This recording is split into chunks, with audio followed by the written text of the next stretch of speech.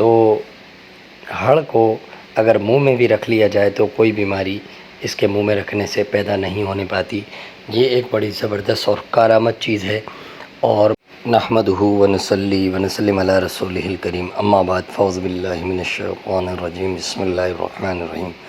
ہربلس کی جانب سے ڈاکٹر فہیم ہربلس آپ کو پروگرام میں خوش آمدید کہتے ہیں۔ السلام علیکم ورحمۃ اللہ وبرکاتہ۔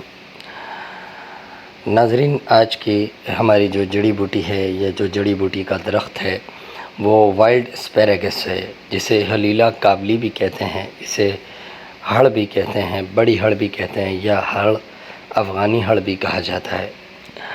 ناظرین، یہ ایسی زبردست دوا ہے کہ ایک مثل مشہور ہے کہ کوئی بیماری آئے نہ جائے، ہڑ منہ میں رکھی جائے۔ تو ہڑ کو اگر منہ میں بھی رکھ لیا جائے تو کوئی بیماری اس کے منہ میں رکھنے سے پیدا نہیں ہونے پاتی۔ یہ ایک بڑی زبردست اور کارآمد چیز ہے، اور بہت سی بیماریوں کا، بے شمار بیماریوں کا اکیلی انفرادی طور پہ علاج کرنے میں بڑی کارگر دوا ثابت ہوئی ہے۔ ناظرین، اس سے قبل کہ میں آج کی جڑی بوٹی یا آج کے پلانٹ پر مکمل تفصیلی بات کروں، میں یہ ضروری سمجھوں گا کہ ڈاکٹر فہیم ہربلس کی طبی خدمات سے آپ کو آگاہ کروں۔ آپ سوراب گڑھ جے ڈی سی آفس کے سامنے ہربل ہلز کلینک کرتے ہیں، دبئی کو جدہ میں بھی کلینک کرتے ہیں۔ آپ مارننگ شو کرتے ہیں K21 اور GTV پر۔ آرٹیفیشل انٹیلیجنس کے ذریعے ساری دنیا میں ادویات کی ترسیل کی جاتی ہے۔ ناظرین، یہ تھا مختصر سا تعارف جناب ڈاکٹر فہیم ہربلس کا۔ مزید رہنمائی کے لیے نیچے دیے گئے نمبر پر رابطہ کر سکتے ہیں۔ تو بات کی جا رہی ہے وائلڈ اسپیراگس کی، ہلیلا کابلی کی۔ ہلیلا کابلی نشوونما پا کر غیر معمولی طور پر فربا ہو جاتی ہے تو اسی کو ہلیلا کابلی کہا جاتا ہے، اور اگر یہ سوکھ جائے یا اس کا پھل بغیر بڑھے یا بغیر نشوونما کے ہی پیڑ سے گر جائے تو اسے ہلیلا سیاہ یعنی کالی ہڑ، چھوٹی ہڑ کہا جاتا ہے، جو بہت زیادہ استعمال کی جاتی ہے۔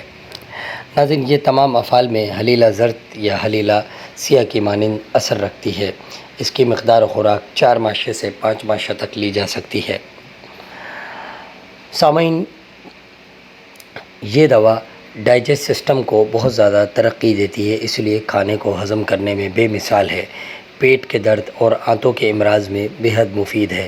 اس کے مسلسل استعمال سے امبلائکل ہرنیا ہونے نہیں پاتا، یعنی کہ جسے معدے یا پیٹ کا ہرنیا کہا جاتا ہے، آنتوں کا ہرنیا کہا جاتا ہے۔ ایک تو فتق الامہ یعنی کہ انگوائنل ہرنیا ہوتا ہے، اس کی بات نہیں ہو رہی، جو ٹیسٹیکل میں اتر جاتا ہے۔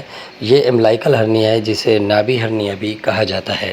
اس کے علاوہ یہ استرخاء یعنی جسم کے ڈھیلے پن کو ختم کرتی ہے، کمی بھوک کا علاج ہے، محلل ریاح ہے و محلل بدن ہے، بدن سے ریاح کو خارج کرتی ہے، پسینہ لاتی ہے، اور کہا جاتا ہے کہ یہ ہر سے اخلاط کا مسل ہے، لیکن ایسا نہیں ہے، یہ سودا کا مسل ہے۔